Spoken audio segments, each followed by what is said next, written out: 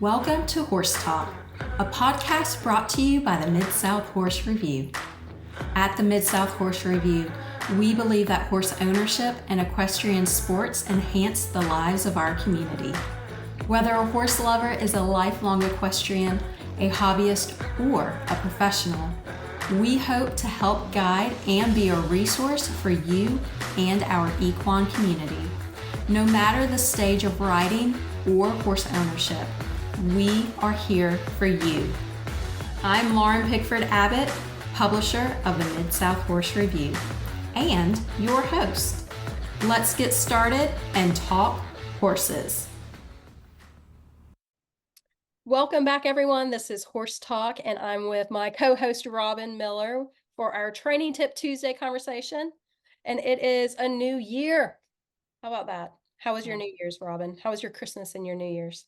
My Christmas was wonderful. My mom came up from Florida to visit me, so it was very family oriented. And then New Year's was very quiet, very quiet. When I'm on the farm, we have fireworks that go off all around us. So I usually try to just hold down the fort and make sure none of the animals are affected and going nuts with all the big booms around. But it was a nice New Year, and I'm excited to start this brand new year with some new adventures. New adventures. How was yours? Yeah, I feel like the fireworks get louder every year. Like they're starting. I feel like people can buy commercial grade fireworks at a normal store these years. It's literally, it sounded like my neighbors were shooting cannons off. I was like, what is that? And then I'm like, oh, it's fireworks. But it was the big, like, commercial, lit up the entire sky booms. So, I mean, luckily, my horses have been around fireworks. I know some horses lose it, but I did go and I peeked at them, and they're just out there like, oh, look at that. So that's nice for me. I know some people have they hate the season for their dogs and for the horses and everything. Did you have a lot of horses on your property? Like, do they care, or is it pretty regular where you're at? We have a lot of gunfire because we're so rural, so we have a lot of hunting. And the horses that have been here, they don't care. Like they barely flick an ear. But I have so many that come in and out. So when I have new training horses in, I'm not sure what their exposure has been. So I always like to kind of keep an eye. And they're usually the only ones before they're in my program that are really affected. But I did have my little deer visitor. He was hanging out in my house to be away from the fireworks. Yeah. If you all do not follow Robyn on social media, you raised this buck, right? He was orphaned, is that right? And you bottom fed him? Okay, and you've released him, but he comes back and he's got little antlers now. He comes back and he like comes to Robyn's back door and comes on in, and he'll lay down, and her dogs are just like, hey, like no big deal. Tell everybody your mom's reaction to the deer, because I thought that was funny when you told me. My mom loves him, and she's always like, where is he? Where is he? Where is he? And I have no control when he comes and goes. He usually visits daily, but when he comes, she wants him to be here, but then she's totally afraid of him. So he'll walk around in the house and she wants to feed him, but then she doesn't. She's like, get him away from me. I don't know what to do. He might freak out. So it's kind of funny because she's obsessed with where he is and what he's doing, wants him here, but then is afraid of him. So it's kind of hilarious, but he's so funny. He thinks he's a dog in some aspects, but he totally survives in the wild as a normal deer. And I mean, he's not kept. I don't have him right in a fence. He's can come and go as he pleases, but he chooses to come in and be a couch potato. I'm sure like now too, when it's cold, I feel like I've seen him on your social media coming up more so than like almost every day right now. So yeah, he's like, it's cold out here. How old is he approximately, do you think? Did you find him last year or? No, he's been around for 4.5 years. He'll be 5 in July. Isn't that amazing how they can remember, you're their mama, you're his mama, and he comes back to see you. It is. It's crazy. It's crazy. It's fun. But he was hanging out with the dogs and just chilling, and it's funny. It's funny because the reactions that I get on social media when people see him are like, "Oh my God, you have a deer in your house." I'm like, yes, it's normal around here, but I can see where other people say, "Oh wow, that's not normal." I told my sister, I was like, you know, Robin is like an exceptional horse trainer because she can bound up with a deer. And I do laugh because Kevin, my horse, anytime we're in the ring and Robin's on the ground and I'm trying to work or, you know, we're just walking around, he like navigates his body over to her. And I'm like, she is not your mama. I'm your mama. But to you, you are his, you're like, no, that's my mama. Just because of all the time and work you've put into him. 100%. And there are several that have been with me for a while. And when I am given lessons, they kind of gravitate to me like that's my safe place until their person who, like you, for example, make that same bond.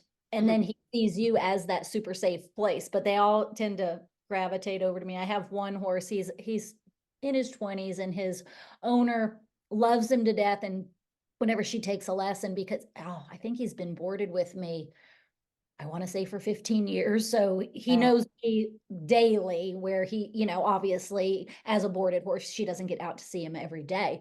Yeah. And whenever we're in the arena together, if she stops to take a break, he literally walks over and puts his head in my chest and he's like, "It's time for my pets."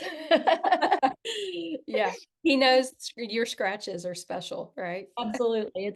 It's fun. I like that they don't just run away from me. They don't see me in the middle and go, "No." They all come to me, want their snuggles and their pets.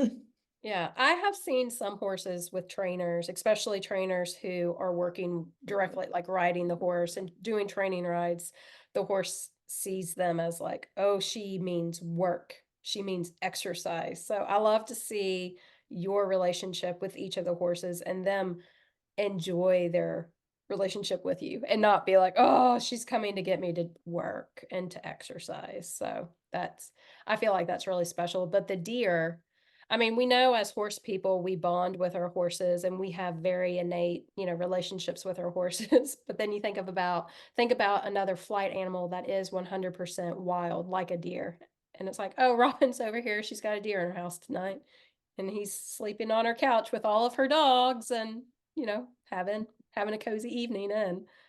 And So, it's very funny to see him, like, literally sack out on the floor, legs stretched out, head down, eyes closed, dreaming. Like, if you've never seen a deer dream, it's hilarious. Their little tongue goes, it's when their eyes go, and it's pretty funny. And I don't know that many people get to see a deer dream, but for him to be that relaxed in the presence of predators is really, really incredible, because when he is outside, he is a totally different. He will interact with me and with the dogs, and he knows that this farm and these particular dogs are his safe place. But if a car pulls up or a stranger comes, he's very much alert and ready to flee. So yeah. he does not have his natural instincts diminished, except for when he feels 100% safe. So I feel very privileged that he sees us that way. And it does kind of go along with the same training philosophies that I have and how I like to bond with the horses, where they're not fearful of me and they see me as a safe place because the pressure and release makes sense to them. Right. Yeah. It's a soothing, well, and your approach of, you know, going back to like natural horsemanship and just being hyper aware of your horse, you know, your horse and your body language and the energy you're giving to your horse. It all goes back to just a natural type of connection with, you know, a deer. So that's it's just very cool, which is It why I wanted to bring it up and let people know like, hey, Raman's got a not a wild deer that's not a pet, but she helped rescue and he still comes and shows her love. he does. He does. Like I said, he's not tame. He's tame, but he's not tame. Yeah. And he's a pet, but he's not a pet. He's a pet in the sense that he will allow us to interact with him, but he comes and goes as he pleases out in the wild. Yeah. He's truly a wild creature. That's amazing. Well, we do have some questions that people submitted. We're going to kind of go through two today. One is the one that we're going to start with is I feel like whether you have experienced this as a younger kid with your pony or even adult with a new horse, I feel like we have all lived in this moment with our horse. So I'm going to read it really quick. It is the question says, I have a hard to catch horse. He will let me get a couple of feet from him. And then once I go to put the halter on, he bolts across the pasture. Help. What are some tips to fix?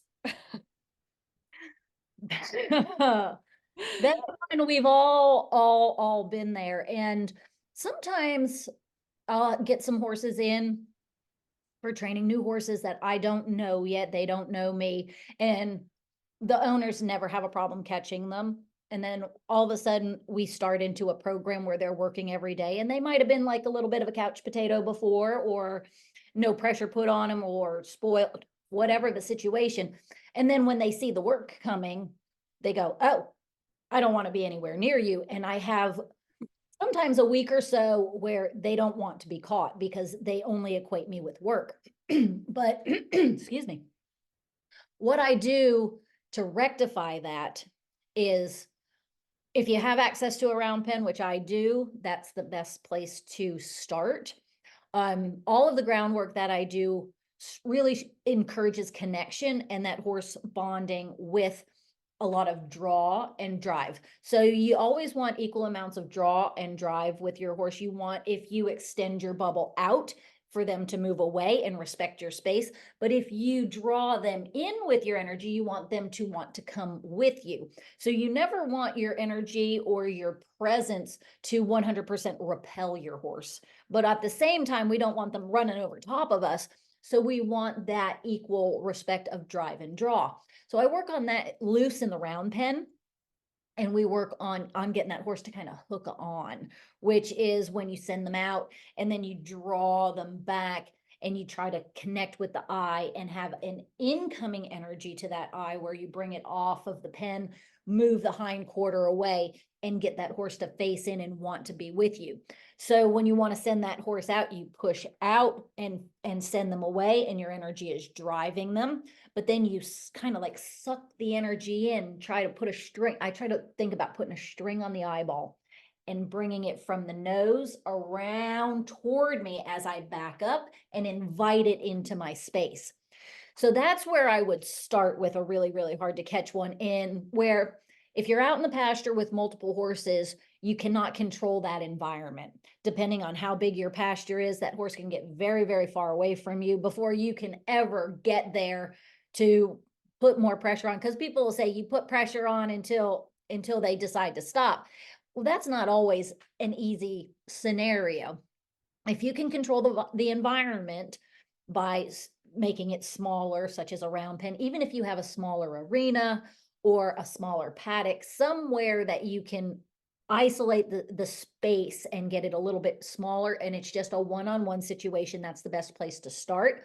And you work on hooking on that horse to you, so they understand when you draw them in, they should face up. If you can start to get them to face up and then get them to learn how you can approach them without leaving, that's your key. I would not just walk right up to them. If you walk up to a horse straight on and you're square in your body and you've got your halter and you kind of go into their face, you're going to automatically send them backwards. But the thing that I've seen time and time again also is people walk up with the halter behind their back, and when you do that and you try to hide it from them, you unknowingly sometimes get this kind of like a sneaky feel to you, and the horse senses that. And then the closer you get, they're like suspicious, boom, and they'll turn and they'll bolt. And I'm not saying that this particular person is necessarily doing that, but the halter is also usually a clue to the horse that they want to be caught, that you want to catch them. And if it's not feeding time or something like that, they know when you know what you're talking about, and they know when you don't. So you can't trick them. That's the biggest thing. You can't trick them. You have to teach them to want to be with you. Uh, One of the approaches that I like to do is I'll just go in and out of the pasture without wanting to catch my horse with my halter in my hand. I never go to the pasture without my halter. And Yeah. I always have it on my arm ready to use as if I'm going to catch it. And the other thing is to always be prepared to like have your halter in your hand in such a manner that you are prepared to catch your horse. And I'll go out and I'll just pet on them, walk up to them, pet on them, and I'll pet on them with the halter draped over my arm, and then I'll walk away. And I might go pet on another one that's out in the pasture. Right. So you can't fix this problem if you're not willing to sacrifice the only time you go out into the pen is to actually catch the horse and do work with it. Because not all horses enjoy their job. Mhm. And it doesn't matter if the horse is your biggest buddy once you catch it or not. Not all of them enjoy getting like being taken away from their buddy. Some of them are buddy sour. So the situations of why a horse would run from you vary, but your body language and your approach is one of the biggest reasons the horses will leave like that. Not all of them are person related. Some of them come with that problem. Some of them are just, I don't want to work. I don't like people. But how you can change that is one, getting them to hook on an around pen and really work on that draw. And every time that horse comes to you, you pet on them. Mhm. But how you approach them, like I said before, you don't want to just walk straight in on them and repel them with, your energy going, get away from me. The more you come straight on a horse and the bigger you are, the more you send them backwards. So when I do have a horse that's timid coming to me, once I get them to turn that eye, I will back up, create some space, and then just kind of turn sideways and release my energy and just kind of stand and let them settle. Mhm. You can see and learning to read that horse's body language before he actually bolts and when he's thinking about leaving. You can some if you have this push and pull going on where you have that draw from your work in the round pen, you can kind of see it in their eye before they leave and go ahead and draw them back instead of continuing your approach.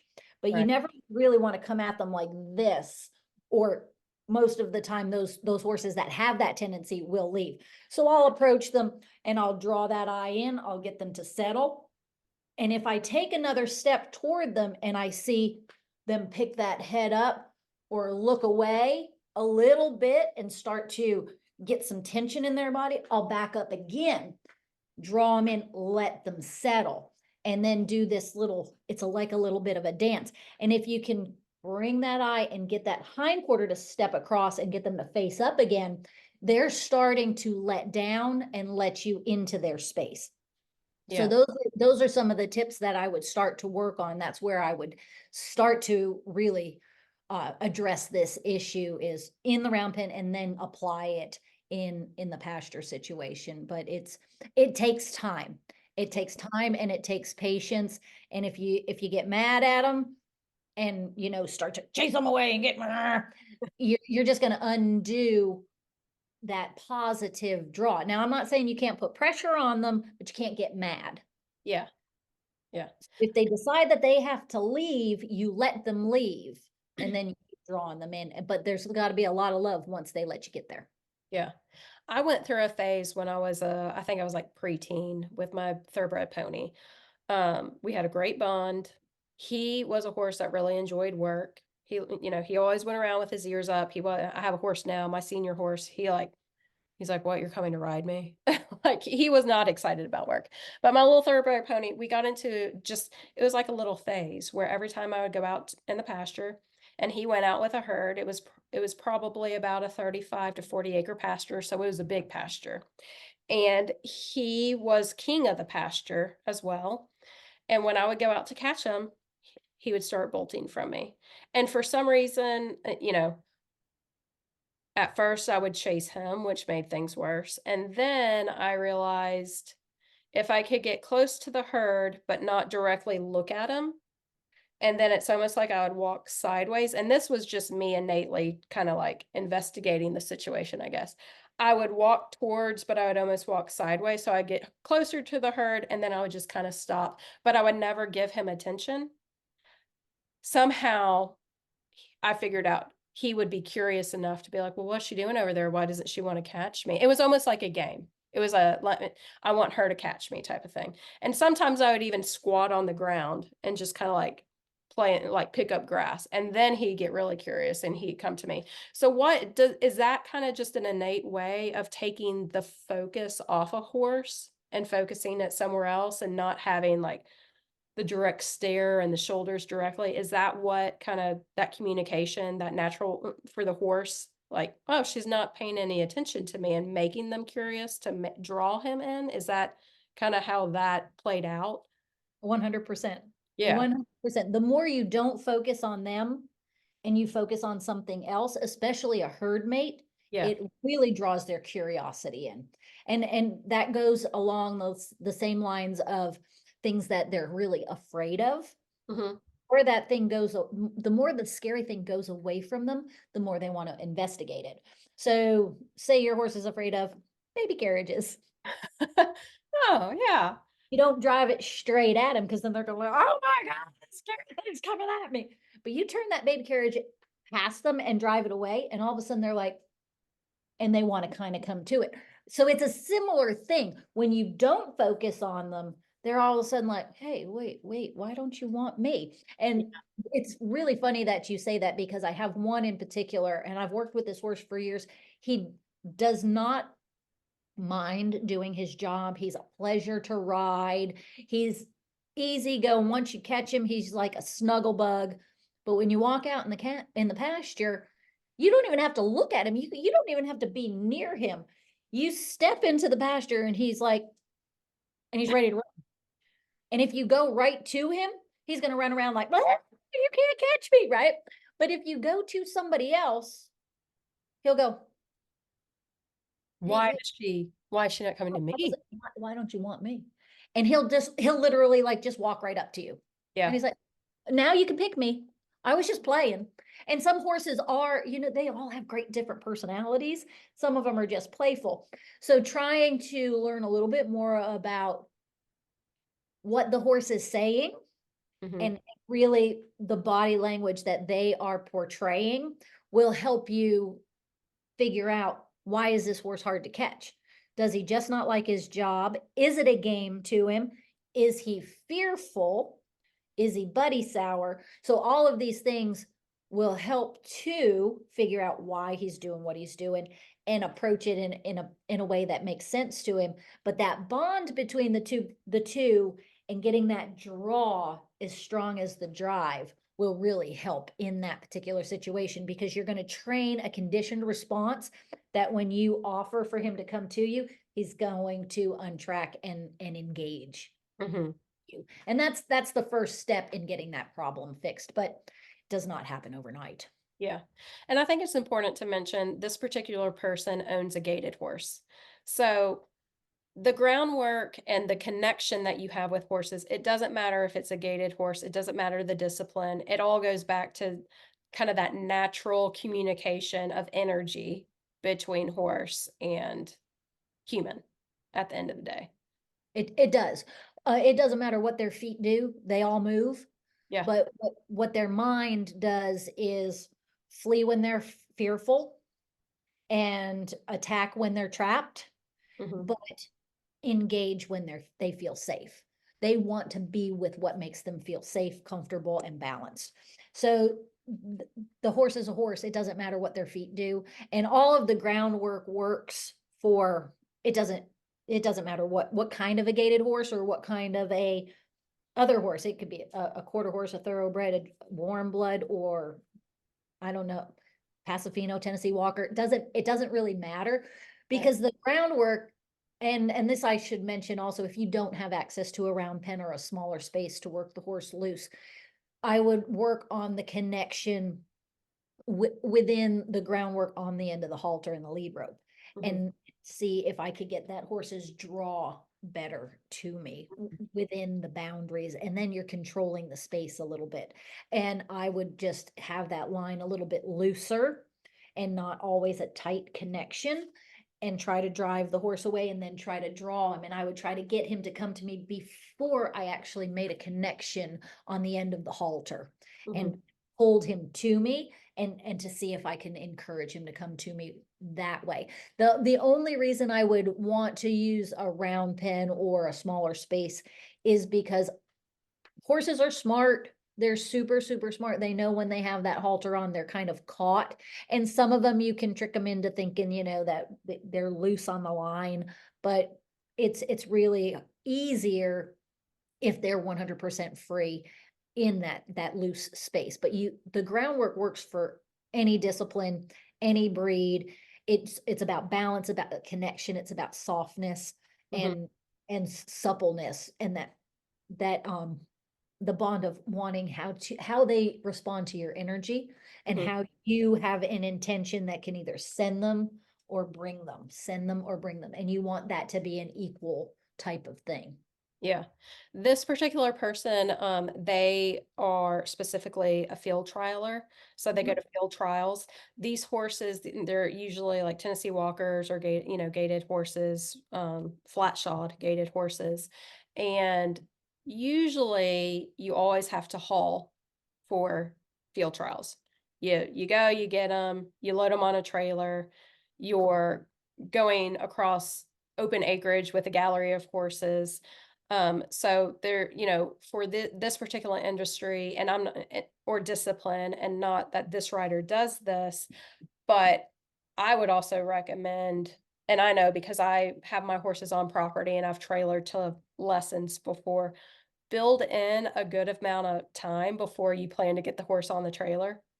Because I have found personally, my older horse, my older thoroughbred, when I would trailer him to lessons, if I went out there and tried to rush and get him on the trailer, you know, right away, then he would have problems loading. And then I'm like, crap, now I'm dealing with this. Versus if I went out there, got him out of the pasture, put him in a stall, kind of had some downtime, and then planned to get him on the trailer. And not that trailering is different from getting out of the pasture, but I just found when I would rush because I was on a tight timeline to get him on the trailer and to be somewhere, that sometimes that energy of me kind of rushing fed into, you know, that next step, whether it's getting them from the pasture or getting them on the trailer. That me personally. So I was gonna say, even from a time perspective, don't try to just like go out there, put the halter on, get them on a trailer, and then, build in some added time. So you're not presenting a rushed, all right, we got to get here, get here, get here, get here type of scenario. Do you find working with some horses that you've come across that sometimes they will get more anxious if the person is like, okay, I need to do here, I need to get here, I need to get here, especially at horse shows because you are on a time schedule. Do you feel like that feeds into some horses that aren't necessarily particularly being bad, but it's causing issues behaviorally for them? 100%. It has the direct connection to your intention, Mm. and you can't hide that. "Oh, yeah, I gotta go, I gotta go, I gotta go." Yeah. It's really, really hard for most people to put that emotion in their back pocket. That horse, if you think about it, the horse can feel your heartbeat from 4 feet away. Yeah. And if you're in a hurry, you're going to have that elevated energy within you. They sense that. And I feel like we may have touched on this a time or two before, but it's worth repeating. If your particular energy isn't safe and encouraging and that confident leader type of feel, even the best horse out there that you can walk out into the pasture and catch him every single day of the week may give you the side eye when you approach him with the halter. Because I know personally, I have a pasture full of my personal horses. When I walk out there, they all come like this, and What's and your deer? Your deer's like, dear, he's like, hey, how are you? "Hey." And I am not a treat person. Nothing gets fed from these hands. It's always in a bucket if they even get a treat. Their treat from me is pets, loves, and scratches and time. I don't feel like offering your hand up to these teeth that can take off a digit is a good thing to do. And there's plenty of people out there that give their horses treats, but I have so many different horses and people that come in and out of my pastures that I don't know, you particularly might come out into my herd with your baby. And the last thing that I want the responsibility of is you going out to pet the horses and have your little baby petting the horses and them think her little fingers are a carrot or a treat or something. And they're so nosy and grabby with those mouths that there's this baby with no finger. And I'm responsible for that because I taught them that hands coming to the mouth equates food. Right. So I'm a big against hand-fed treats for those particular reasons, not because I don't want to love my horse, not because I don't feel like they deserve something sweet, but I want that to be attention and I want that respect to always be there regardless.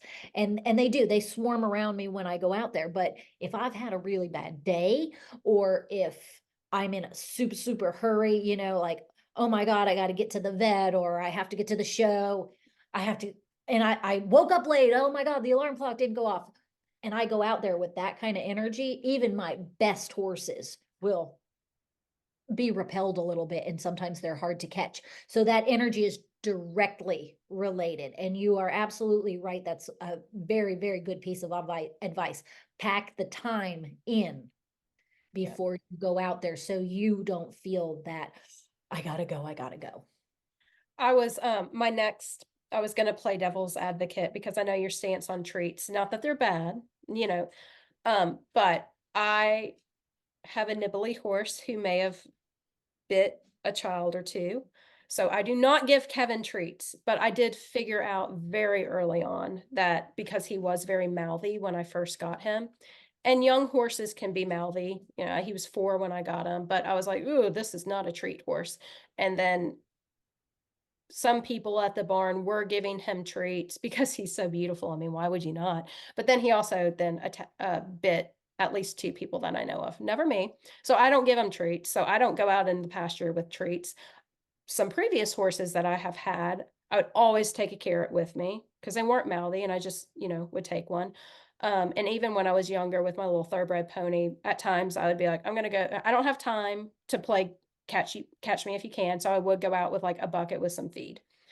Any bucket with feed or, things like that. I know you don't do it, but specifically if it's somebody who is having issues, is that wrong to do? Should you always kind of get more to the root problem? Can that cause more problems in the long run? In my opinion, it can cause safety issues Mhm. if you are approaching a large herd. With a bucket and A feed. bucket. And I'll tell you, I learned that the hard way. I was not always of the mindset of no treats, no buckets, or anything in the pasture. And I had a super difficult, hard to catch mare, and she was in a pasture with about 7 different horses.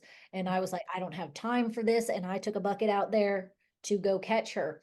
And lo and behold, she put her nose to the bucket, and I put the bucket down, had the halter, and I almost had the halter on. And 2 of those other horses saw that bucket of feed, and one of them bit her on the butt to Yeah. come move her to get her out of the way. And she came right over the top of me. Yeah. So there's me with 7 horses around me getting mowed over Right. because I put a bucket of feed out there. And that it was several years ago, like double-digit years ago. But it taught me a big lesson of it doesn't matter how docile horses can be.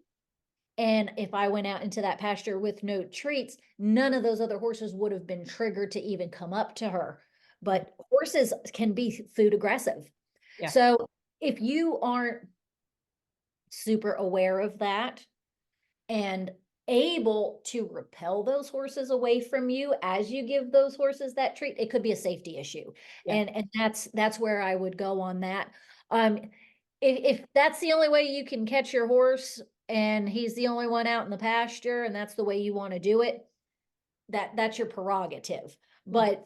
But me personally, I feel like it's also, it stems into some other like respect issues as far as Right. personal space and those kinds of things. I have seen where now there might be several horses out there that are the been there done that's. Mhm. You can hand feed them all day long and they're never going to try to bite your fingers. They're always going to be polite. They're not going to mow you over. But you, in a big pasture, you can't control the other horses around. Mhm. And in those specific instances where I would hand feed something, it's a horse that also gets discipline in between. Right. So I would caution that as well. If you're just spoiling them rotten and letting them eat out of your hand all the time, you're going to cause a problem Yeah. for somebody down the road. And it might not even be you. It might be that your horse sees that bucket and comes over while somebody else is trying to catch their horse and causes an issue with them trying to get their horse if they get pushy about it. So I would caution, if it's something that you want to do, to always be mindful of how mouthy they're getting or how pushy they're getting, and continue to set your boundaries and that respect so that they can be polite about it. Yeah. Okay. So first steps with transitioning a hard to catch horse into a easy to catch horse. The first step of obviously going out to catch your horse the very first time to start working with it on this is really making sure your energy is not directly coming at them and kind of evaluating their energy level and watching you would be kind of the first step. And then if you need to, you can approach other horses, pet on them type of situation, just to get them in and then going to the round pen. Hopefully, if you don't have a round pen, you can do this on a halter lead, but going to the round pen and trying to get them to really engage with you and come to you with that groundwork, correct? Absolutely. Okay. Absolutely. And even if you have that hard to catch one and you want to begin, you obviously have to catch them to Yeah. start with, like you said. And doing the try to pet the others in the herd is a good thing. But you can also go out into the pasture without the intention of catching them and just have the halter in your hand and Mhm. get them to acknowledge you and walk away. Yeah. Go up to him, get them to acknowledge you and walk away. And then you kind of get them thinking of, hmm, wait a minute, why isn't she just like coming at me? Mhm. So so that's another way. And have it where if this is a consistent issue and every time you go out you're fighting to catch your horse, plan a few days that you don't have to ride and you just go out with no agenda to work on catching, Yeah. and plan those days into your program as well, is something else that I would do. Don't feel like when you go out to the pasture you failed if you don't catch the horse. Right. You can go out with the intention of, I will succeed today if I have my halter in my hand, I get up to him and he doesn't turn and flee. And Mhm. then you progress that into, I succeed today if I get up to him, he doesn't turn and flee, and he allows me to pet him. Mhm. And think of it that way, as smaller successes instead of I failed if I didn't catch my horse, because then your internal energy is always thinking that you're not succeeding. Mhm. So if this is a really, really difficult problem, that's where I would start first, is your idea of what is a success in fixing this issue. Yeah. I have, at my house, I have my horses at home. I have my senior horse who just, on the 2nd, 2 days ago, it was our 18th anniversary together. Had him for 18 years. Congratulations. So he is very bound up with me, obviously. We know each other very, very well. And then I've got, my Mustang pony who was born in the wild. So Gage, who I've had for 18 years, if I step foot in the pasture, he walks to me immediately. There have been times, even when I boarded him and he was in training, that I would step into the pasture and he would like run at me, like, she's here. And he's my horse that does not like to be worked. Let's put it that way. The Mustang pony, he was born in the wild, so he's like, "Oh, somebody's in my space," he's just got that natural, innate, like, hyper focus, and he would be one that if I had him in the situation of a large herd and I would go directly out to get him, he would be difficult to catch. But I've always kind of made it a point with Josie in particular. I go to Gage first because Gage is coming to me and I love all over him. And it's funny because sometimes Josie will like walk around us in a circle, or like sometimes he'll like trot away if he sees me going, but then I'm loving on Gage. And then he's like, what are you doing? What are you doing? And then as I'm leaving the pasture, I make the point to, like, walk towards him, and he's kinda, "Oh," and then I just pet on him, and then I leave. I'm like, "No big deal." And that I feel like that has helped him be more comfortable with my presence in the pasture, because I feel like because he was born naturally, his partner in the pasture is Gage, and I'm a new person. So he's like, you're new, what's happening?" So I've made it a point to kinda, "Hey, I'm a part of your herd, even though I'm not here 24/7," and then I leave.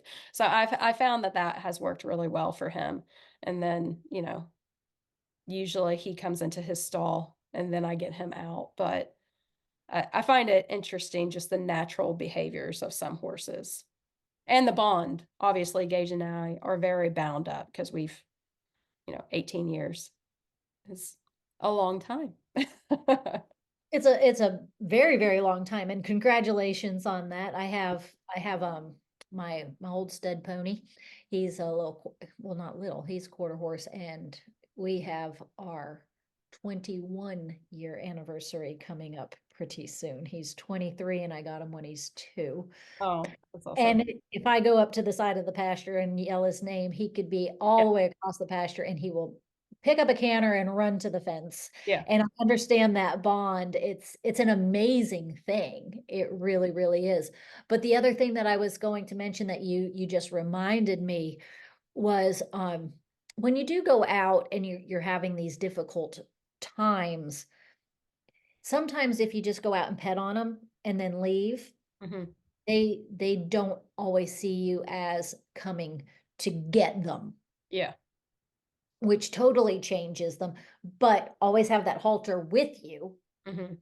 They don't see the halter and go, "Oh, she wants to catch me." If I always have a halter, I might be coming out to pet him, I might be coming out to catch him, and then they're fine either way. But this is the thing that I really wanted to caution is the energy. Mhm. When they do give you the runaround and they finally allow you to get there where you can catch them, don't be mad at them. Yeah. Don't put the halter on and reprimand them, because then you're just telling them, "I caught you," and it's going to be painful and pressure that makes no sense to them. Because once they give in and they allow you to put the halter on, they're like, "Okay, I can be with you," and then you're gonna be mad at them, so then Yeah. they'll be harder and harder and harder to catch. The other thing that I would not recommend doing if it's a fearful horse and you're trying to catch it and it does not want to be caught is to trap it. Yeah. A lot of people will bring 4 or 5 people out in pasture and, like, kinda put them in a corner and, that's not the best way to approach that either, because then you're trapping an animal that is fearful and wants to flee to save itself, and you're telling them no. So sometimes you can trigger them to fight or just make them so anxious when they get into that situation that they'll get harder and harder and harder to catch. Right. Those are a couple of little cautions on what not to do once you finally do catch them, or in certain ways how not to catch them. Yeah. Do you consider, and you touched on this a little bit, but if you can't catch them one day and you like, let's say you're out of time and you just have to you've been in the pasture for maybe 30 minutes and you're just like, "Well, crap." Is it okay to just say, "You know what? I'm gonna walk away and maybe try again another day?" I don't say that that is not a failure if you can at least get them to acknowledge you. Okay. I wouldn't just give up and leave if they're running away or giving you a total cold shoulder. I Mhm. would want them to at least face up and have a moment of a letdown and take that as a victory and walk away.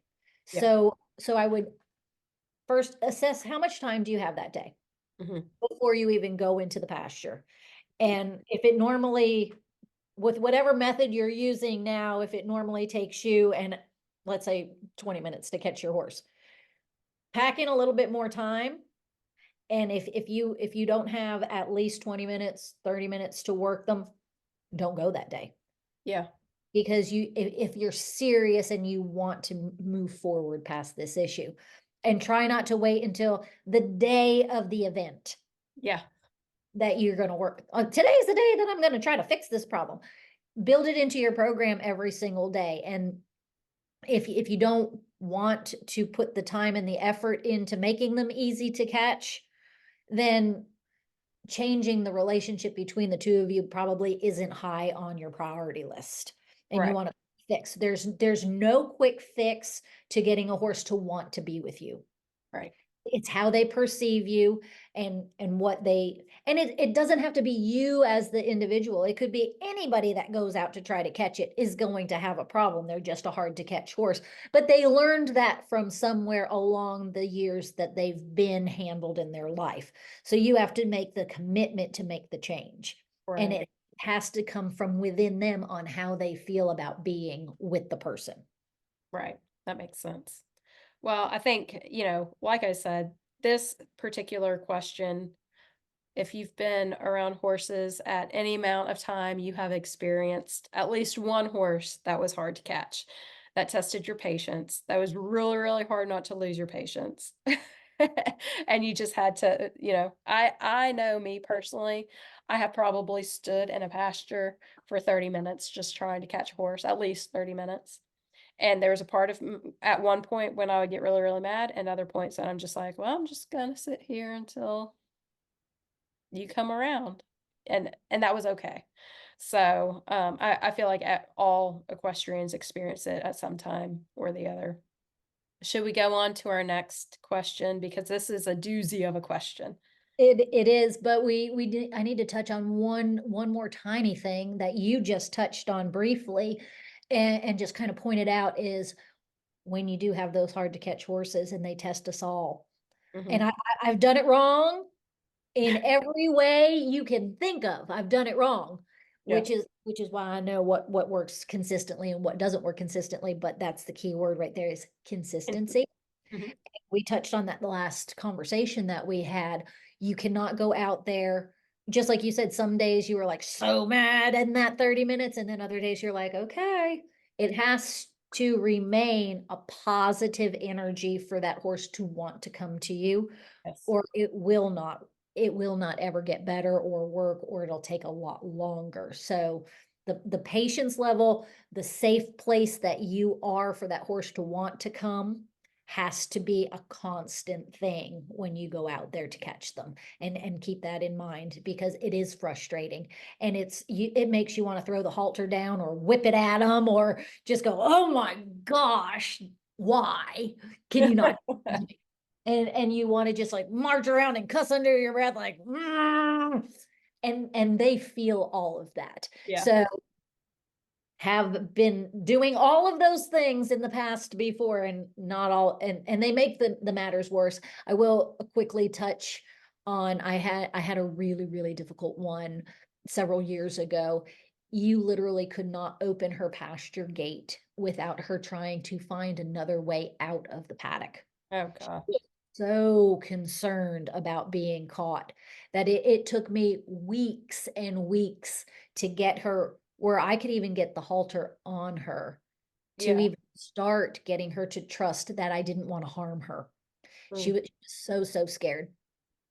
And it ended up before I was done with her, where I could open that pasture gate and she would literally walk to me and just about put her head in the halter.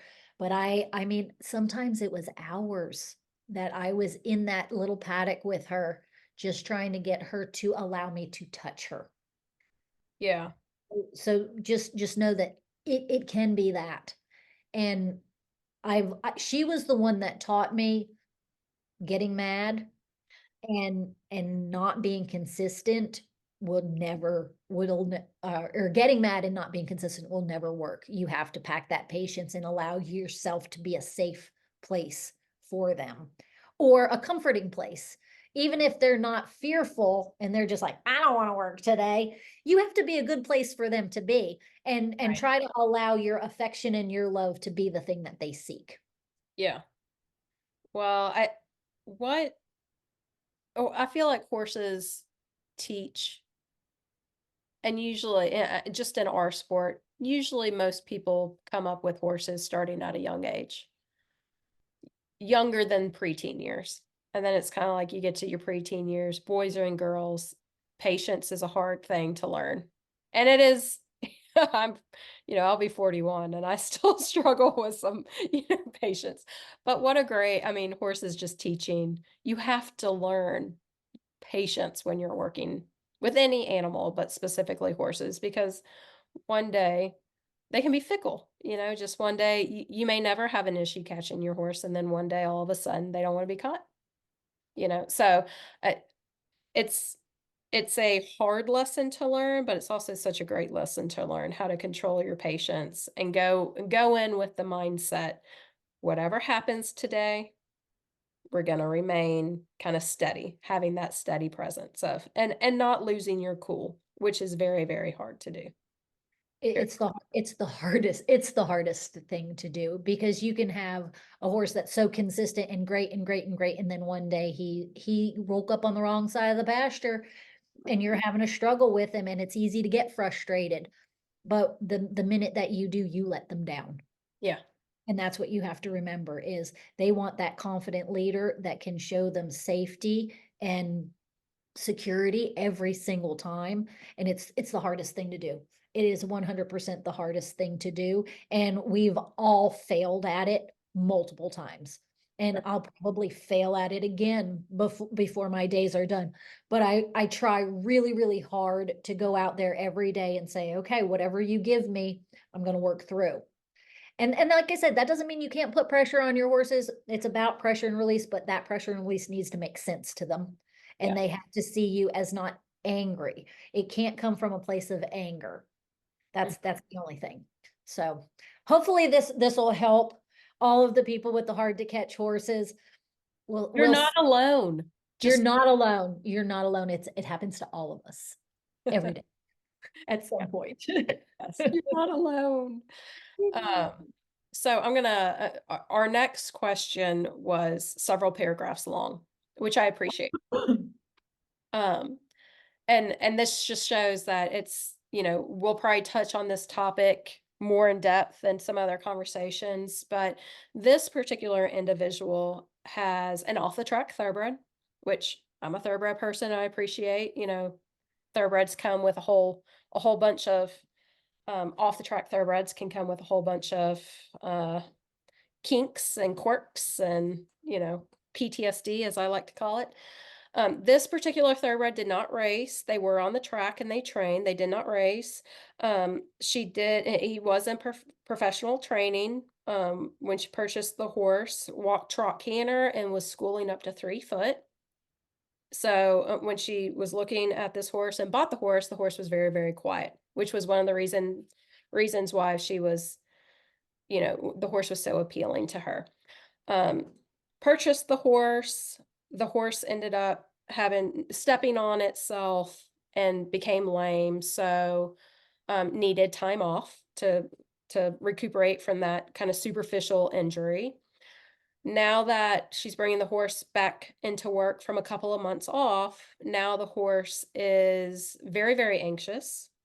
Anytime she tries to do anything above the walk, it gets very, very anxious, and it's concerning for her, just wants to go faster and faster and faster. And is now kind of looking for ways to bring that horse back to that quiet, calm horse that she initially purchased, that was in consistent work. But now that she's trying to bring it back into work, it seems like the more training she does with the horse, the more anxious and potentially dangerous the horse becomes. Okay. Loaded, loaded situation. That is a loaded situation. Thoroughbreds in particular can be very anxious, hot, and hard to control their energy, but I feel like that is true for all horses depending on their situation. There are a few variables in this particular situation that are unknown to me. One of them is the pasture situation, and if the horse particularly got bonded with a pasture mate with the time off. So a separation anxiety can definitely bring up this type of behavior if all they can think about is the buddy when you take them out to work them. The bond between this horse and the owner is the thing that needs the most work, and having some tools to encourage that horse to bond with her and how she can work through the anxiety, I feel are the keys in starting this process. It won't be an easy fix, and it won't be a short fix, but the groundwork that I do in particular encourages that horse to be with you, Mhm. get in control of the body. So I also don't know what training techniques she's currently using. I do know in particular with most thoroughbreds that have some track experience and get anxious, because I have probably about 10 off the track thoroughbreds right now in my training program. Mhm. So they vary in age from 2 and Mhm. a half to 10 or 11, Yeah. and they all have different PTSD things or little quirks about them that I feel are related to the breed and the track. Mhm. Uh, One in particular has a lot of high anxiety from some of the work that was done with him post track. Now anybody that knows anything about race horses knows that they kind of push into the bridle, Mhm. and they're taught to run into the hand. That's kind of where they get their balance for the jockeys. So no horse that I've ever worked with off the track has a really soft mouth to start with. They just, if you pick up and you try to pull on them, they run through that pressure.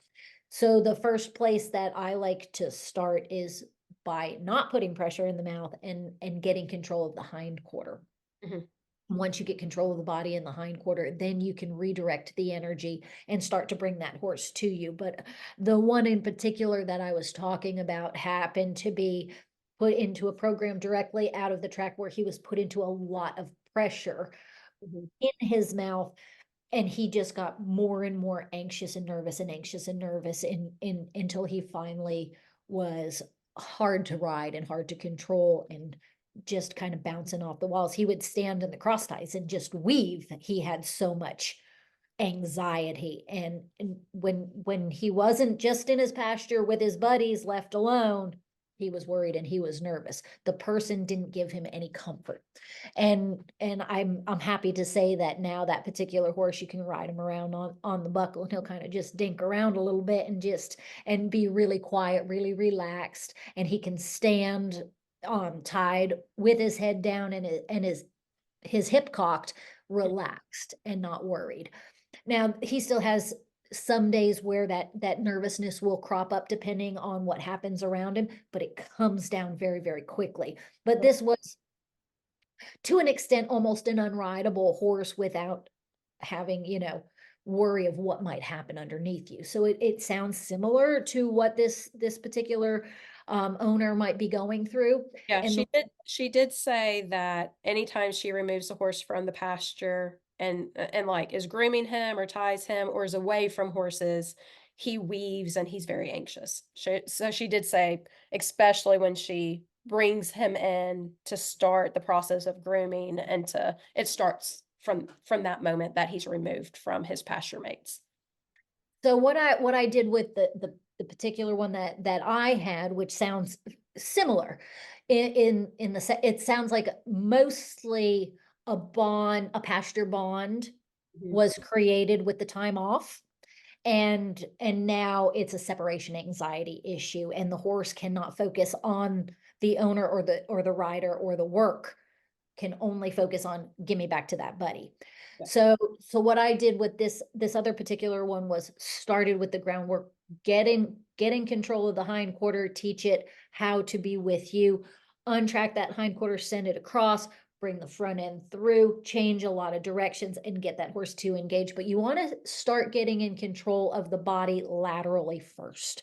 Mhm. And that's what the basis of our groundwork entails is we send them out in a nice united circle, which basically means that they're on two tracks going around. And then I'll push the hind quarter where the inside hind steps forward and across toward the outside front with an interior bend. So say he's going around me on my left. I want a left bend with like a 90-degree flexion of the head and neck. And then that hind quarter steps across and they go basically, it's kind of like a leg yield on a circle. They'll step diagonally across and then I'll stop them, back them up, change directions, or I'll ask the front end to step through. But I do a lot of direction changes and I work very, very laterally with that horse to start with to get the body breaking free so I can bring the mind with me. Almost not I won't say immediately because some horses hold on to anxiety for a lot, but every time you untrack the hind quarter, move it across laterally, and then change direction, you make that horse change eyes. And when they change eyes, what it means is you're being seen on the right eye, they pass through the blind spot either in the front or the rear, and now you're being seen on the left eye. And when that happens, it triggers something in them to start the thinking process. So all of the anxiety is about flee, leave, save me, save me, save me. You start switching, side to side to side to side, and they have to start thinking. You need to be the focus of that thought. So when they start to think, they come back to you, and you're that calm center that gives them the security. So then they start to look to you for some safety and security. And every time you see them, so a lot of times what I'll see with these horses is as I'm doing my untracking in the beginning, what I ideally want to see is as that horse bends in, the interior eye should look to you and toward the inside bend. But when these horses are anxious and they're escaping instead of responding, those legs might be going, but there's a lot of brace there and there's a lot of whirling about. But what you'll see is they constantly want to get to the end of the lead rope and leave to the opposite direction. And that interior eye, the one on the inside of the bend, will be straining to look to the outside. So that lets you know that horse is not looking to you for comfort and support. So what I'll do is I'll kind of keep on offering that and I'll change direction a lot. And as I keep changing direction, the shape and the softness that I'm ideally looking for won't be there in the beginning. But the more I change eyes, the more they start to look in and think on me, look in and think on me. I look for those little moments where he's not pulling on my hand and all of a sudden he gets soft for just a moment. Stop, pause, pet him. Really pet him, and get them to focus in on you are the moment that moment gave them peace and relief and the pressure came off. And the pressure doesn't have to be, heavy onto them, like where you're really hard driving them. They're doing it themselves through the anxiety. You're just redirecting it until they get a moment where they focus on you. Right. And when I say a moment, it could be a microsecond. And if you miss it, I mean, yes, there's opportunities to do it again, but you can miss it very easy. But you'll feel just a moment where that lead rope goes from being taut to slack for just a second, and they look in on you. And that's when you have to pet them, and then you build on that and build on that until they can focus in on you. Yeah. So being able to do the series of groundwork that I like to use is key in getting that horse controllable. So you start by you have all this anxiety and all this energy and you work through the feet to get to the mind. And then you work the mind through the feet to develop the softness, the suppleness, and how workable that horse's body is. So, the horse that I was talking about, he could hardly bend to save his life because the straighter the horse is, the more confident they feel that they can leave. Right. The last thing that you want to try to do is hold a horse that has that much anxiety. If you grip tight on two reins, you're just going to send them forward and they feel trapped and they want to escape. So by doing the lateral work, you allow them to leave, but you control where they can go. Mhm. And in their mind, they might be running around, but they're running around in a circle that has a little bit of purpose, starts to trigger that thinking side, but also in their mind, they're leaving, they're escaping, they're not trapped. So the tighter you hold, the worse the anxiety gets. The straighter they are, the stronger they are, the more they are encouraged to continue to flee until the pressure goes away. Mhm. When we take those lateral moves, we break them loose in a way that encourages the thinking and takes away the brace and that flee. So it's kind of like a little bit of a mind trick on them, so to speak. I don't really like to say that, but it does trigger some of those natural flight instincts. And those nervous, anxious horses, that's what their flight instinct is. I need to leave and get back to what makes me feel safe. You have to redirect that energy to you are the thing that makes them feel safe. I like to always try to compare horses' reactions and their natural just awareness of their own bodies, but their flight mentality to other potential sports or disciplines. You are a ballroom dancer. Some people may not know. But there is a part of um, some of your groundwork when you start putting all the little pieces together. We call it the dance, where you're bringing the horse through back and forth, back and forth. I also have a dance background. And when you're talking about changing eyes and the focus of the eye, it did make me think of and also, when you do this, when you're working the hindquarters, it builds such good body awareness and balance for the horse as well, but also focus with the changing of the eyes. It made me think of in dance, when you do a pirouette or when you do a turn, let's break it down because not everybody's a dance person. You spot with your eyes, and that's what keeps you from getting dizzy and falling down. That's what keeps your balance. So when you're spotting, you focus on one particular spot. So when you go around, you whip your head, you find your spot. And that's what keeps the momentum of your body, but also your balance. So I think of the changing of eyes for horses when they're focused on you, you're their spot. And then as they're moving their body back and forth and stepping over with their hindquarters, they're learning to naturally balance while focusing on their spot, which it should be you. And just that focus, I feel like is what kind of brings the horses anxiety down, because if they can just focus. And we talked about this a little bit um with people learning to do groundwork, because groundwork was not natural for me when I started to learn how to do it. I had to really focus on my horse, but also what my feet were doing. So it's kind of, I had to focus on my spot to then lead my horse with the groundwork. So it's all kind of just the focus for human and horse. So do you feel like some people, I have heard people say when the horse starts to chew, that's when they kind of start to relax, but also watching where their eye is. When that horse really starts watching you, that's when you should kind of stop and reward them and let them. What about the chewing? Is that a sign of relaxation for the horse? Yes. Yeah. Yes, it absolutely is. But there's a little bit of a kind of a, I don't know if you want to call it controversy or thought differential on what comes first to release the pressure. Do you wait for the horse to chew and then release the pressure, or do you release the pressure and wait for them to chew? And that neither is wrong, Right. but if you're always waiting for the chew, you might not find it because different signs of relaxation from different levels of anxiety are a little bit different.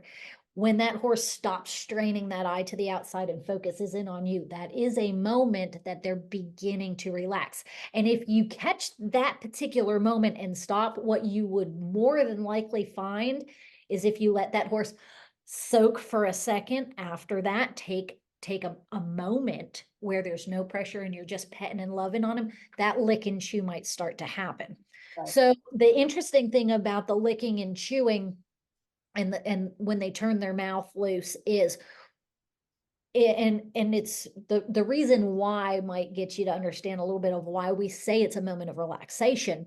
It is definitely a sign of relaxation, but when a horse is worried and anxious or nervous, all of their blood goes to the muscles to flee, and their body is ready to run, ready to run, ready to run. Well, when that blood goes to the muscles, it takes it away from the digestive tract. So the horse stops swallowing because he's not ready to eat right now. He's not ready to digest anything. So when they settle themselves enough to go back into, I feel okay enough where I can eat again, the saliva starts and they start licking and chewing so they can start to swallow again. Yeah. So the horse that is fearful or ready to flee isn't ready to eat. So he won't be swallowing, he won't be licking, he won't be chewing. So the horse that finally calms himself down, you think about what a horse needs to do to eat in the wild. Yeah. He needs to put his head down to the ground because they're grazers. Their food is typically on the ground. He can't put that head down and be ready to run. Right. So the first thing that a horse does when he becomes worried, head goes straight up in the air. And that's usually the tension in the muscles because all the blood is going saying, get ready to run. We feel threatened. Right. So when the threat is perceived to have gone away, that is when the licking and chewing starts because they're ready to digest again. And that's goes right into a little bit of why changing eyes really works to help almost trick them and trigger them back into that state of relaxation. Like I said, depending on the horse's anxiety level, it might not happen the first or the second time, it might happen the 50th time, but you are starting to trigger it. The horse that is out in the wild and gets spooked, head goes up, boom, they take off. And everybody that has been around horses for more than a minute Yeah. has seen seemingly peaceful horses grazing along in a pasture. Somebody's head goes up and boom, the whole herd's bolting across the pasture because Right. something spooked them. When the lead horse goes, they all follow. Right. When the lead horse stops, they all stop. Nine, unless they're playing. I mean, horses do play, but if they are spooked from something that felt as a threat, so they will run pretty much in a straight line because that's when there's not exactly a straight line. When a horse out in the pasture runs, they kind of run a little bit sideways. One eye looks forward, one eye's looking back. So Yeah. they're perceiving the threat while they're looking where they're going. And when they feel the threat is no longer there, they stop, they turn around, and they look. That's their moment of recognizing that the threat may have passed, and they'll assess. And if the threat is still there, they'll turn around and run again. If the threat's not there, that's when they start licking and chewing. No more threat means I can go back to eating, I can go back to grazing. So that's when that relaxation comes. So when we switch eyes, we're turning around. Is the threat still there? Yeah. Is the threat still there? Is the threat still there? So we're kind of triggering and tricking their body into reassessing the situation. Now, they might not calm down right away. Like I said, they might say, oh, threat's still there, but you're triggering them to have a moment to process and think about it instead of if you just had them on the lunge line trying to get them quiet. It's a constant direction. Right. So just going around and around and around and around and around. Most horses won't automatically just stop on their own if they feel there's still a threat there. Yeah. Now, that's not me saying you put a horse on the lunge line, it'll never stop. If it feels that it's being threatened, it will continue to go. And when it feels the threat has passed, it will stop on its own. So those are little things that will help to encourage a horse to start to focus back on you and bring that level of anxiety down. So the dance that you're talking about is basically once we put all the pieces of the groundwork together, we have our united circle, we have our untracking, and we bring the front end through to change directions. And we start this dance that is basically all the preparation you need once your horse is together and with you. You will just say, can you go this way? Yes. Can you untrack your hind? Yes. Can you bring your front end through? And you do this little dance of sending them back and forth around you as you travel. And If they check all of those boxes, your groundwork might last 30 seconds to a minute, and you say, my horse is completely with me, I'm ready to ride. If Yeah. he cannot check all of those boxes, your groundwork might last an hour. It depends. But the one thing that I have found consistently, if you get good at the pieces of groundwork, putting them together, and you're able to then do the dance, it never fails you. If you do it long enough to get that horse to really focus in on you, it will never fail you. And it'll bring that horse back to you. And at a very minimum, you can start to untrack them, which can also be considered a one rein stop, and get in a safe place to get off if you're on and you're not in a safe place and that horse feels like he might do something to unseat you with an untimely dismount, and none of us like those. Right. But when you move them around in that circle, when they do the untracking, that crossing over, in the moment that those hind feet cross, they cannot do the three big bads to you. And the three big bads: bolt, buck, and rear. Their Right. hind feet have to be next to each other for them to push off to bolt, to buck, or to rear.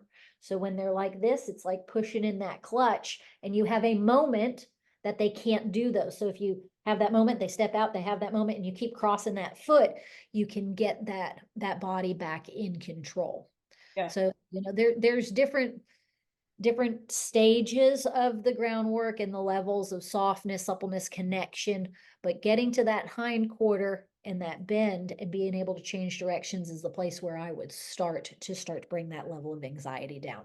Yeah. The calmer the horse gets, the better they get at it, the more quality in the movements and the fluidity that they'll have doing the groundwork. It might look really stiff and rigid at first and like they're flying around, but the more often you do it, it won't. If you get good at it, it'll never fail you.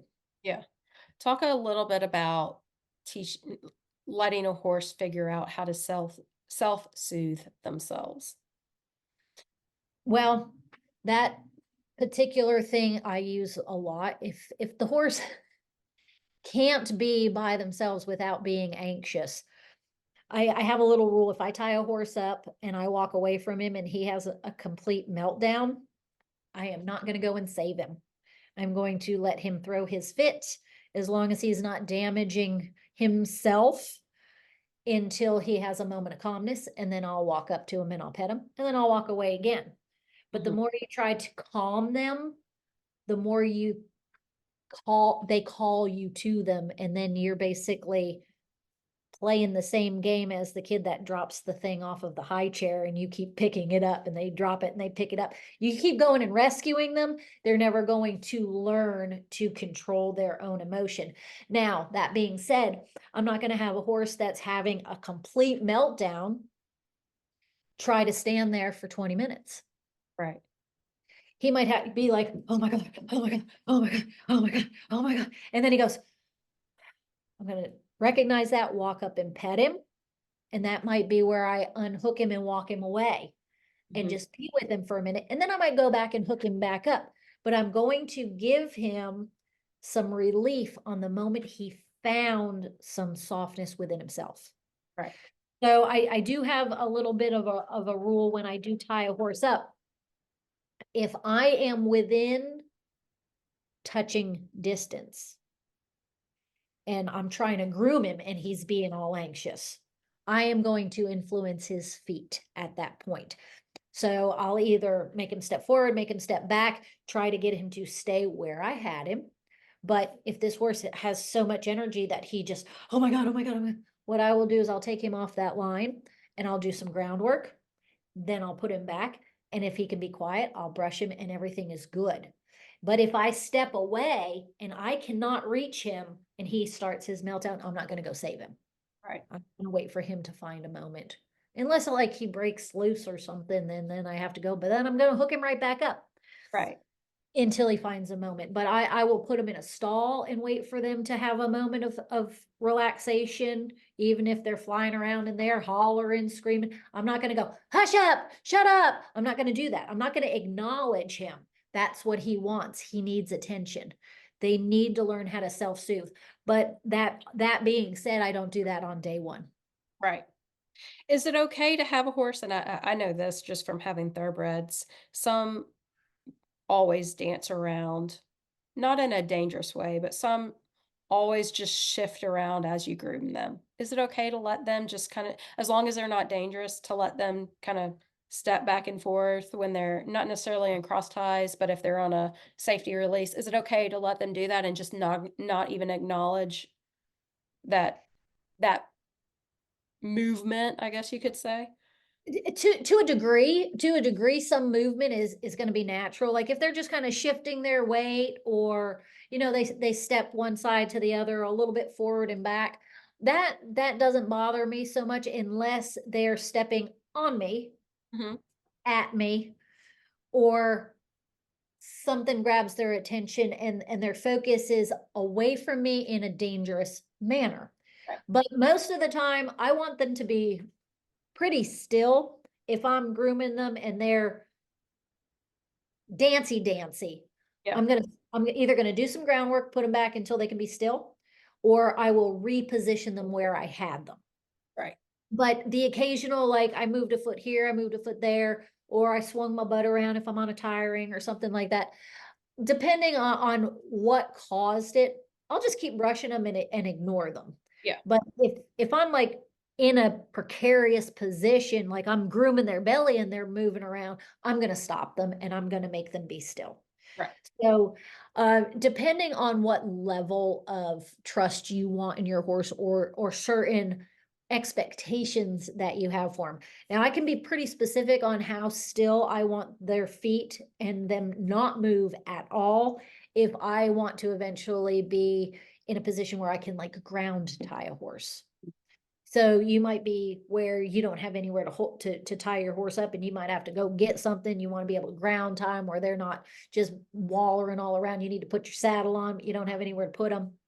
Um, and some people like to ground tie their horses for multiple different reasons. So if that were one of my goals, dancing around in the cross ties or on the tie ring would not be acceptable. I would put those feet right back exactly where I had them anytime they moved them. Right. Yeah. Which begins with gaining their trust on the groundwork. 100%. Yeah. 100%. And that intention of the drive and draw we talked about. Right. Because if I drop that lead rope, I can't have a drawing energy with me. I need to be able to tell him, no, I want you to be there. Yeah. So learning the body language and what brings them with you, what tells them not to come with you, what drives them and what just halts them. You have to start to get good at how to project that intention to your horse. Yeah. Well, I think these were two totally different questions, but I feel like obviously with the groundwork, whether you're dealing with a horse that's fleeing from you, your intention, your body language, just the whole like the approach, and then also with the horse with anxiety, whether it's been off from work or is coming to you with anxiety or whatnot. Again, that body language of how you approach the horse and as you're working with the horse to try to help ease the anxiety. Um, it's the groundwork is kind of the first basis of problem solving, um, whether no matter where the horse's brain is at, anxiety wise, or is like catch me if you can and playing a game, or doesn't want to work, or just the bond's not there with you yet. So, and I feel like an anxious horse, especially in the last question that we had, she purchased the horse. The horse was in professional training and working consistently with while in training, and then he had time off, and now she's working with it. It could just easily be a getting to know you type of situation too. So that groundwork situation, working on the ground and building the trust and building back up the confidence between horse and rider could be the main root cause of it, depending on, we don't know all the entire situation, the herd situation and things like that as well. But just the groundwork of building bond is essentially a good foundation for all horses. Definitely, definitely. I agree 100%. And you're never wrong getting to know your horse better on his level. and you're never wrong getting him to trust you more. You need to be that safe place that he wants to come to. And if you're not, sometimes you might not start with problems, but problems develop.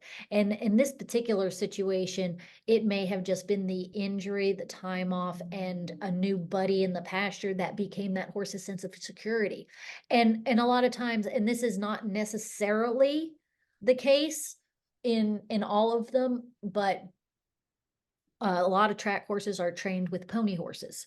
Mhm. So once they make a bond with another horse buddy, it's very strong and very soothing to them. So that they may have absolutely nothing to do with this particular situation, but I do know in other horse thoroughbred situations, they get that pony horse there, or like you're out on a trail ride. That other horse needs to be right there. They're perfectly calm, 100%. They separate even 10 feet and they're like, oh my God, I can't do anything.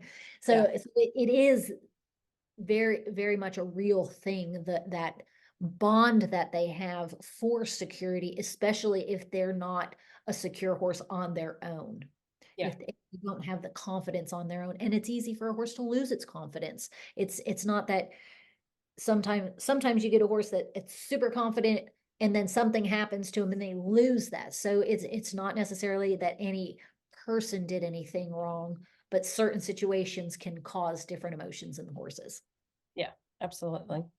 Any other closing advice for people, or, we talk a lot about our own experiences, from when we were young all the way to now, and with all the different horse personalities and things that you can run into. But any closing advice you would give to either somebody with a horse that's hard catch, or somebody with a horse that has more anxiety or maybe has some confidence issues? The best advice that I could give has pretty much been, I guess, the tone of the whole conversation that we have. Try not to have expectations that are higher than what you can achieve, and start small. If you start with a small goal and that's achievable, it's so much easier to move up to the next goal than to have the high goal and feel disappointed all the time. Pack your patience and know that the consistency in how you present yourself to your horse with your energy, your intention, and your emotion is something that they count on and they read all of the time. They're a flight animal, so they're always keyed in on the energy around them. And you can have the best intention, and if your energy is wrong, it'll come across wrong to that horse.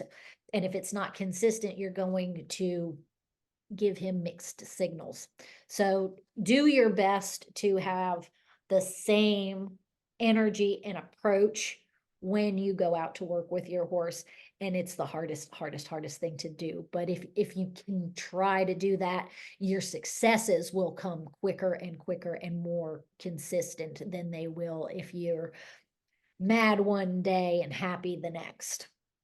So that's probably where I would be the most um adamant about is the consistency in how you are, because they can come out different every single day, and Mhm. you have, if you're consistent, they'll end up being consistent. And I have a pasture full of different horses that show me that every single day, and ones that come in for training that are impossible and end up super nice, but the consistency has to be there. Yeah. I just told somebody today, they asked what my New Year's resolutions were. And I told them, I don't really have a New Year's resolution because that seems like a really lofty goal to set one major goal for the entire year. I have tiny little bite-sized things that I hope to do just every day, just little tiny changes every day that ultimately will show me a big goal at the end of the year. But it's the tiny little adjustments that I'm hoping to do that will make one big end goal come to fruition. We'll see if that happens. But I feel that same way with horses. If you just set tiny little bite-sized goals, even if it's one or two, those two lead to one big end goal ultimately. So definitely. But I appreciate your time, Robin. Everybody loves Training Tip Tuesdays. I'm excited that we had some questions that were sent in. Please always send us your questions. They can be something as simple, as trying to catch a horse, a hard to catch horse. We all been there, and we will all be there in the future. I guarantee it. And yeah, it's a new year. I'm sure people have new 2024 goals with their horses and look to attend several events. So we will be here throughout the year to answer any questions, to address any concerns, or even it could be as simple as looking to buy a new horse and kind of the steps of, when you're looking at new horses or going to a new location, a new venue, a new horse show. And it could even be moving to a new barn or moving with into a new training situation. So all of those things, please send us your questions, give us feedback. You can subscribe to Horse Talk on any major podcast app, Apple, Spotify, iHeartRadio, but please do subscribe and give us your feedback so we can continue to make this an engaging and entertaining conversation every Training Tip Tuesday. Every Tuesday, right? But thank you, Robin, again. And until next time, we look to having more questions and talking more horse training. Well, I appreciate the opportunity to have these conversations with you, Lauren. It's been so much fun. And if we just help one person, it's worth it to me. I wish I had uh, mediums like this when I was learning how to do all of my horse things. So I hope people find it useful, find it helpful, and continue to enjoy it. I really do enjoy these conversations that we have. Awesome. Until next time, we'll talk horses soon. Thank you for joining the Horse Talk podcast. You can find Horse Talk on any major podcast app, and please subscribe to our YouTube channel, which is The Horse Review. To subscribe to the Mid-South Horse Review to receive our monthly publication, you can visit www.midsouthhorsereview.com/subscribe. Until next time, this is Lauren Abbott, publisher of The Horse Review, and I can't wait for our next episode where we talk horses.